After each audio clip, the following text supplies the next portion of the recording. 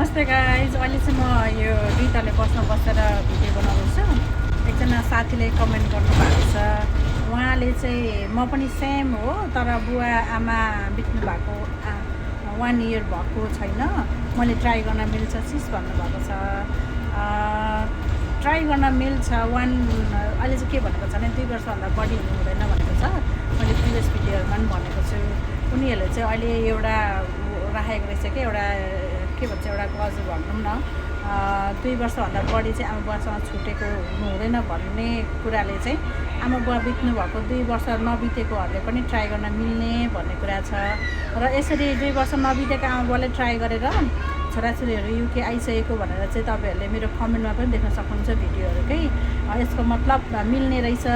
तपाईँहरूले मलाई फलो गरिराख्नु भएको छ भने, मलाई हेरिरहनु भएको छ भने चाहिँ तपाईँहरूले कमेन्टमा पनि देख्न सक्नुहुन्छ। 2 वर्ष नपुगेको अवस्थामा यदि तपाईँहरूले चाहिँ ट्राई गर्नुभयो भने युके सेटलमेन्ट भिजा पाउने चान्स हुँदो रहेछ। त्यही तपाईँलाई चाहिँ मैले सेयर गर्दैछु। आशा छ तपाईँलाई चाहिँ यसले हेल्प गर्यो होला।